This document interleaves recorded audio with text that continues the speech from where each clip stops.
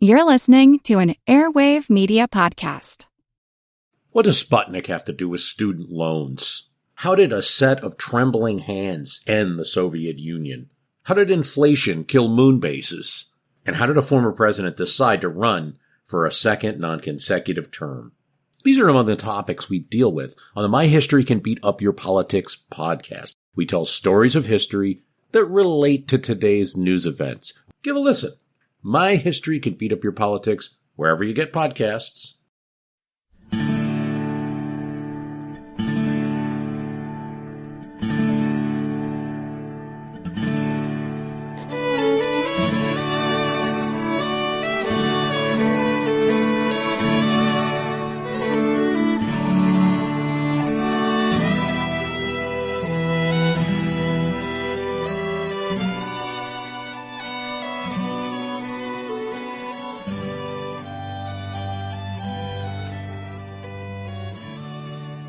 Hey everyone, thanks for tuning in to episode number 276 of our Civil War podcast. I'm Rich. And I'm Tracy. Hello y'all. Welcome to the podcast. With this episode, we're going to pick back up right where we left off at the end of the last show. As y'all recall, in May 1861 in Virginia, a public referendum had ratified the state's ordinance of secession, and a month later, in June 1861, delegates representing the western counties met at the Second Wheeling Convention and passed a measure creating the new reorganized government of Virginia. The delegates took their authority, in part, from a prior U.S. Supreme Court ruling in a case titled Luther versus Borden. In that ruling, the Supreme Court decided that the question of who represented a state was a political matter and was to be determined by Congress and the President. Only Congress had the authority to decide which elected members would represent a state in the House of Representatives and the U.S. Senate. The President, though, had been delegated power by an act of Congress in 1795 to decide which government was the duly constituted government of a state when sending aid to a state threatened by insurrection. In other words, the President alone determined which parties represented the state and which are insurrectionists. Taking their cue from Luther versus Borden, the delegates at the Wheeling Convention concluded that since the authorities in Washington could determine which officials represented the state of Virginia, they, the delegates in Wheeling, would declare the existing government in Richmond null and void, appoint a new set of officials to represent the state, and then cross their fingers and hope Congress and the President would support their actions.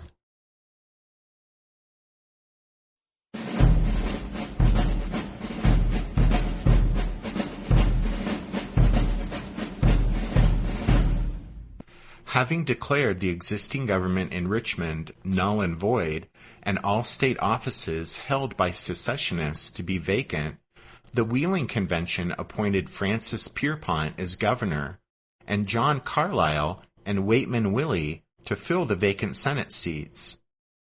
The representatives to the House from the western part of the state retained their seats, since they remained loyal to the Union. That meant that only the two newly appointed senators needed formal recognition in Washington, and once that was accomplished, then the new reorganized government of Virginia would become official.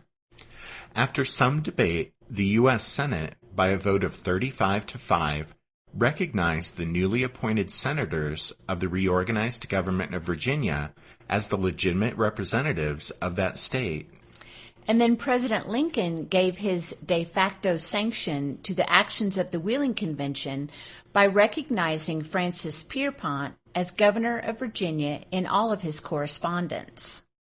For example, in a letter to Secretary of War Simon Cameron, dated September 6, 1861, Lincoln wrote, "Will the War Department please consider the within request of Governor Pierpont?" Well, this endorsement was written on a letter from Pierpont to Lincoln, requesting that Union troops occupy western Virginia and, quote, crush secession. Lincoln followed this with several communications addressed to Governor Pierpont. However, many of the delegates to the Wheeling Convention believed that the reorganized government was merely a temporary expedient rather than a permanent answer to their region's long-held grievances. They believed that unless further, more radical action were taken, then once the issues of secession from the Union and war between North and South were resolved, well, Western Virginia would simply revert to its previous unsatisfactory relationship with the state's eastern establishment. To avoid that, it would be necessary to create a separate state out of Virginia's western counties. But if the right of an individual state to secede from the Union was debatable under the U.S. Constitution, the creation of a new state was not. You see, the conditions for admission to statehood are specifically laid out in Article 4, Section 3 of the Constitution, which says, quote, "New states may be admitted by the Congress into this Union, but no state shall be formed or erected within the jurisdiction of any other state, nor any state be formed by the junction of two or more states, or parts of states, without the consent of the legislatures of the states as well as of the Congress." End quote. In other words, for a new state to be formed out of the western counties of Virginia, the Virginia legislature, as well as the U.S. Congress, would have to give their approval to the formation of the new state. On August 6, 1861, the members of the Second Wheeling Convention reconvened in that city to consider the question of statehood. Having already adopted the position that the reorganized government was the lawful legislature of the state of Virginia, the members of the convention now affirmed that they had the constitutional authority to sanction the formation of a new state from their territory. But while initial support for statehood had been fairly widespread in June, it had cooled somewhat by August. The principal point of contention was slavery.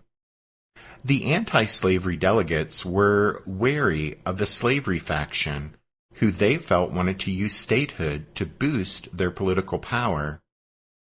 Western Virginia, although counting the fewest slaves per capita and fewest number of slave owners in the state, nonetheless was still a region where slavery existed, and the influence of slave owners was strong.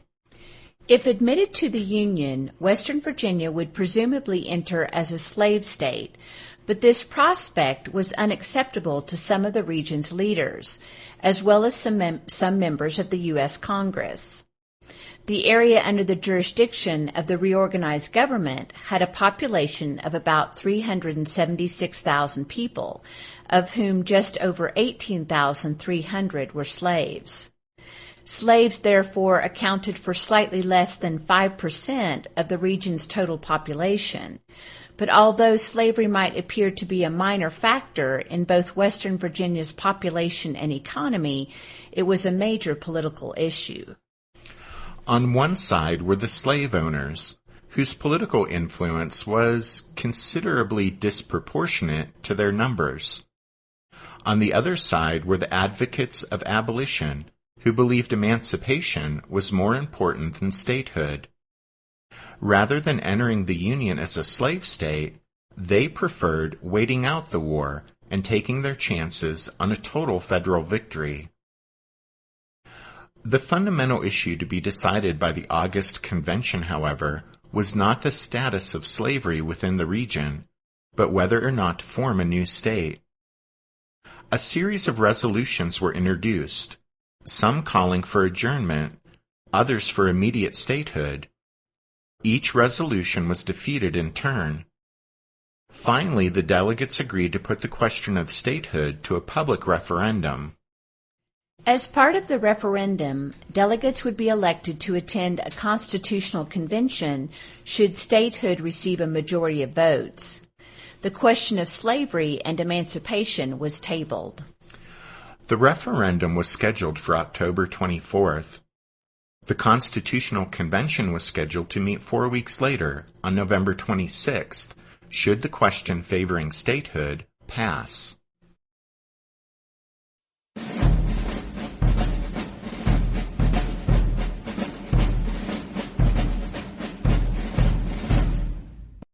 The October vote was overwhelmingly in favor of statehood, 18,408 to 781. Those figures require some explanation, though, since they only represent a third, 36% of the number cast in those same counties during the secession referendum. The low turnout reflected several factors.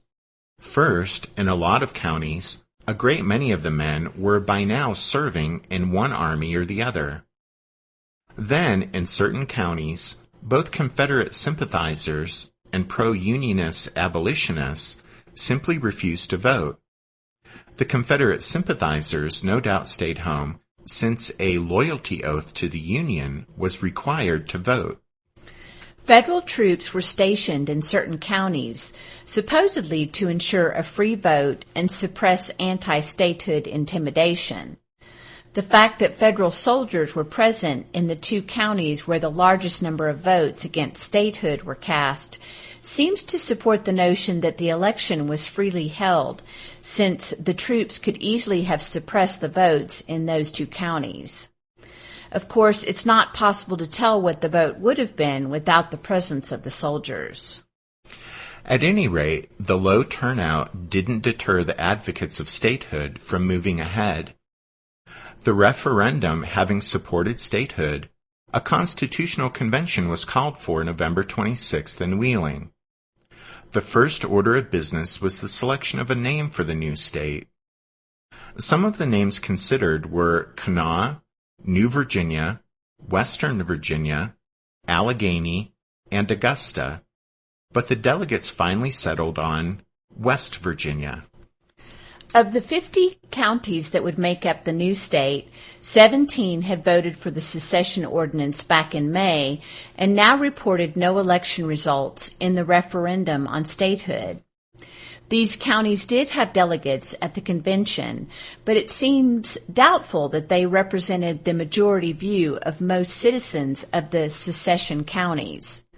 However, at least 4 of these delegates were strongly opposed to division of the state and pleaded their case vehemently, but they were outvoted in the end. In fixing the final boundary of the new state, 44 counties were included, quote-unquote, unconditionally, while a further 7 were to be included if the voters in those counties ratified the new state constitution. Only 1 did not, and it therefore remained part of Virginia. The remaining 6 were included with the 44 unconditional counties, bringing the final total to 50. After settling the issues of the new state's boundary and legislative apportionment, the delegates turned their attention to the elephant in the room, the divisive issue of slavery. After lively debate, a compromise resolution was adopted which barred, quote, persons of color, slave or free, end quote, from entering the state for permanent residence.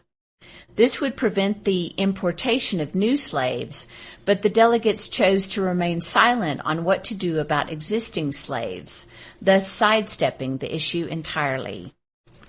This was only a temporary band-aid, though, since such silence would prove unacceptable when the statehood bill finally made its way to Congress. In any case, with agreement having been reached on a state constitution, a public referendum was held on its adoption. On April 3, 1862, the new Constitution passed overwhelmingly with a vote of 82,862 in favor, 514 against. Concerned over congressional reaction to the new Constitution's silence on slavery, 20 of the counties held an additional non-binding referendum on the question of gradual emancipation. The vote in favor of this measure in these counties was almost as great as that in support of the Constitution. This vote in favor of gradual emancipation was intended as a signal to the U.S. Congress that the majority of the people in West Virginia favored some form of emancipation.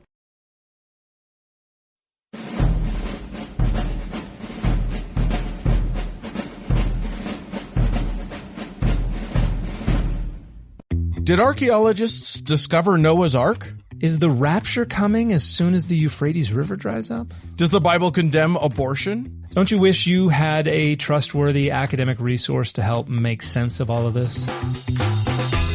Well, I'm Dan Beecher, and he's award-winning Bible scholar and TikTok sensation Dr. Dan McClellan, and we want to invite you to the Data Over Dogma podcast, where our mission is to increase public access to the academic study of the Bible and religion, and also to combat the spread of misinformation about the same.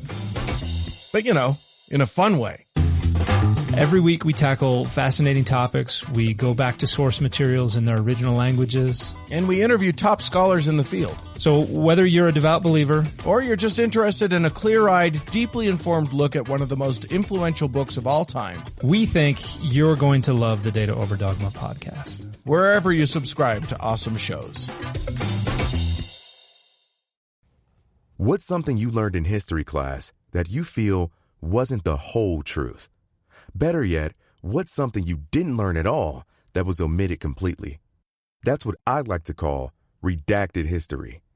I believe that all history, no matter how good or bad, needs to be told. There are wars, massacres, battles, and entire historical events that are just not in our school's history books. Have you ever heard of Mary Bowser? I didn't think so. My name is Andre White, the host of the Redacted History Podcast, the place where history's forgotten events, heroes, and villains get their story told, one episode at a time. So come huddle around the campfire with me and get ready to hear the stories that you were robbed of. And get comfortable. We're going to be here a while. The Redacted History Podcast. Real history never dies. Stream the Redacted History Podcast on Apple Podcasts, Spotify, or wherever else you get your podcasts.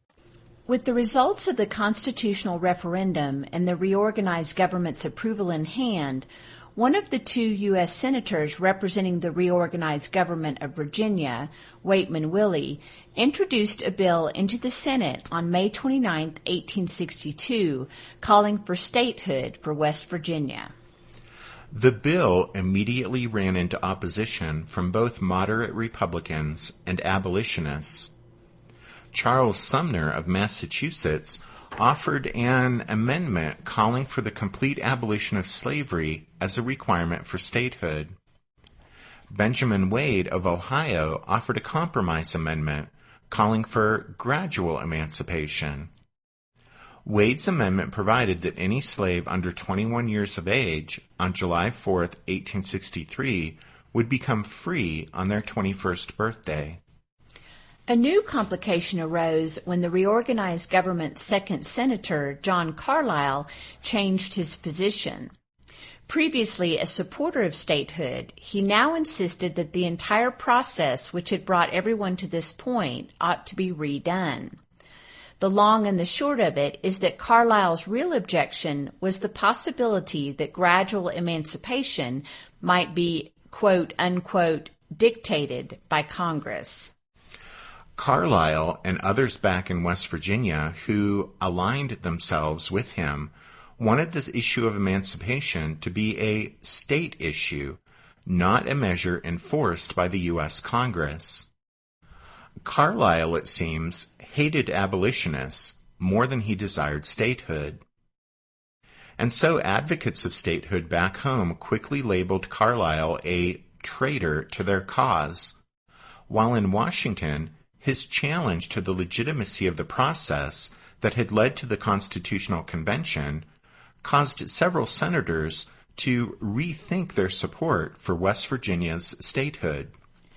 A stalemate seemed inevitable until Willie introduced an amendment specifying that those slaves under the age of 10 on July 4, 1863, would become free at 21, while slaves between the ages of 10 and 21 would become free at age 25.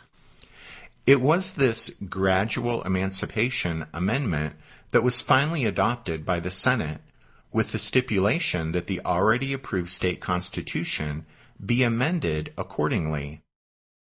And so Carlisle lost his bid to take the issue of emancipation out of Congress's hands, and the Senate bill was sent to the House of Representatives.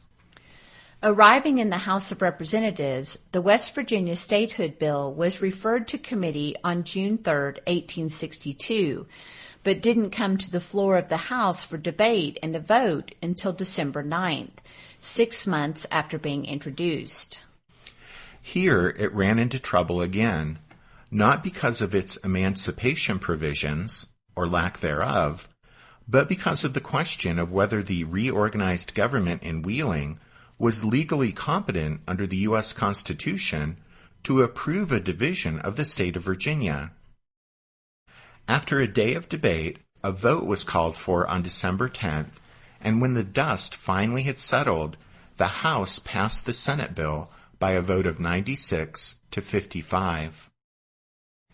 Reflecting the thoughts of several members of the House who voted in favor of the bill, Thaddeus Stevens of Pennsylvania said, quote, "We know that it is unconstitutional, but it is necessary." End quote. Yikes, that's quite a quote. Okay, well, with the passage of the bill by both houses of Congress, statehood now seemed assured. But one last hurdle remained. President Lincoln had to sign the bill into law. Observers took note that the number of votes in favor of the bill weren't enough to override a presidential veto should Lincoln choose not to sign it. But supporters of the bill had every reason to be optimistic. After all, Lincoln had recognized Pierpont as governor and given encouragement to the reorganized government as it pursued statehood. Yet by December 23rd, Lincoln still hadn't signed the bill. The president seemed to harbor private concerns over the bill's constitutionality. On the 23rd, Lincoln asked each member of his cabinet to provide him with their written comments on both the legality and military expediency of West Virginia statehood. The cabinet split equally on the issue, with 3 advocating statehood and 3 against. Secretary of the Navy Gideon Welles, Postmaster General Montgomery Blair, and Attorney General Edward Bates all opposed admitting the new state into the Union. Bates was strongest in his opposition. He seemed to disapprove of much of what Lincoln was doing, though, and the question of splitting apart Virginia was no exception. Bates thought the whole thing was unconstitutional, although his arguments seem more emotional than legal. You see, he'd been born and raised in Virginia, and strongly opposed any division of the Old Dominion.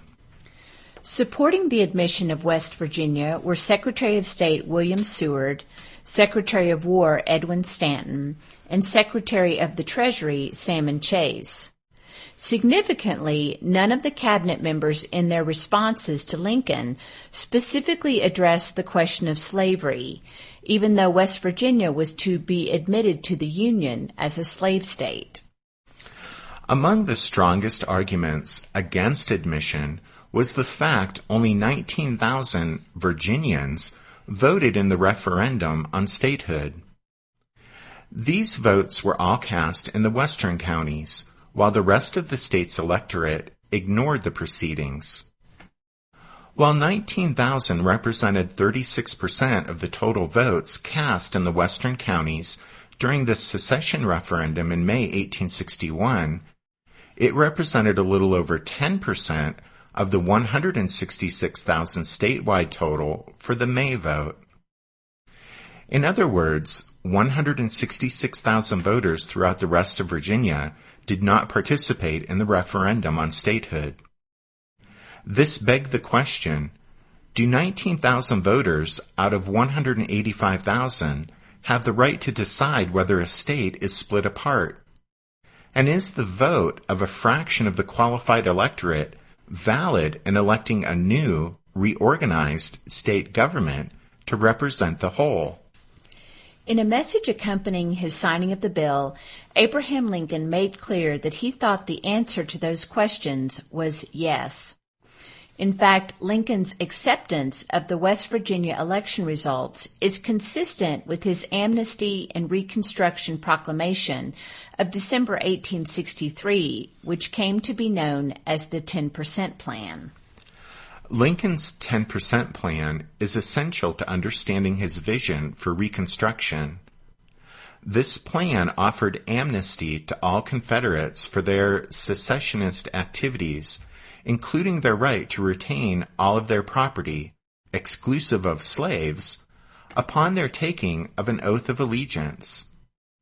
When the number of oath takers equaled 10% of the total number of voters in that state for the 1860 presidential election, then those loyal individuals could organize a new state government and apply for full restoration to the Union.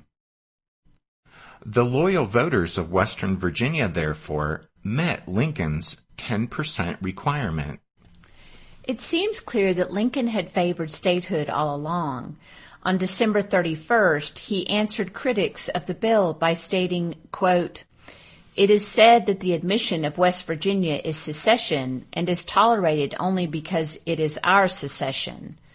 Well, if we call it by that name, there is still difference enough between secession against the Constitution and secession in favor of the Constitution." One of Attorney General Bates' objections had been that approval would set a bad precedent, but Lincoln wrote that, quote, "The division of a state is dreaded as a precedent, but a measure made expedient by war is no precedent for times of peace." End quote. The same day Lincoln released the bill creating West Virginia, New Year's Day 1863, he also signed his Emancipation Proclamation as an executive order under the authority of the war powers granted the president. Lincoln went forward with both measures as expedient, while downplaying the constitutional objections raised against them. In the end, the paramount concern of the ever-pragmatic Lincoln was what was necessary to sustain the Union through this unprecedented crisis, rather than constitutional niceties. Statehood for West Virginia was still in the future, however, since the bill required the delegates to reconvene and amend the state's constitution to reflect Congress's requirement for gradual emancipation. And so on February 12, 1863, the delegates met and after a small amount of debate, agreed to the Emancipation Clause without any reference to the contentious question of compensation. A public referendum on the amendment was held on March 26th, and the amendment passed overwhelmingly by a vote of 28,450 to 570. This time, fully 55% of the number of voters who participated in the May 1861 secession vote turned out. The long and arduous struggle of the western counties was finally over. The results of the election were certified as official and presented to Abraham Lincoln on April 20th. Lincoln issued a proclamation setting June 20th, 1863, as the date West Virginia would officially join the Union as the 35th state.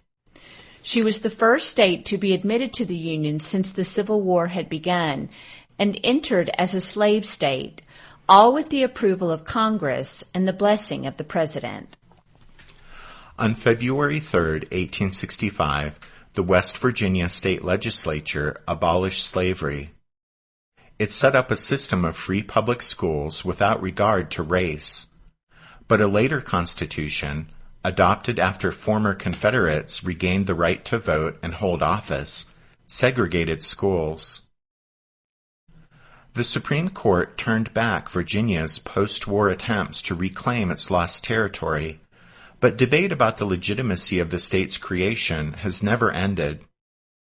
While opponents of West Virginia statehood claim the act was unconstitutional, the fact remains that it was a war measure brought about by secession and the unprecedented threat to the Union.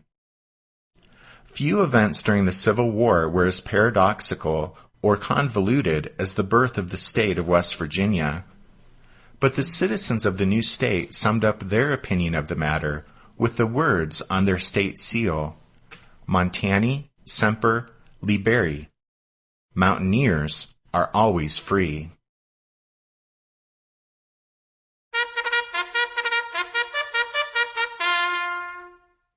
That means it's time for this episode's book recommendation. And our recommendation this time is A House Divided, a study of statehood politics and the Copperhead movement in West Virginia by Richard Orr Curry. This is an oldie but a goodie, and if politics is your thing, then this book is right up your alley. It gets into the nitty-gritty of everything we've talked about in these last 2 episodes. Don't forget you can find all of our book recommendations in one handy list at the podcast website, which is www.civilwarpodcast.org. Then we wanted to let you know that just yesterday we released Members Episode number 85, which was part 2 of our look at Stoneman's raid during the Chancellorsville campaign. You can find out about joining the Strawfoot Brigade and find all of the membership episodes and stuff over at Patreon. Just go to patreon.com and search for Civil War Podcast.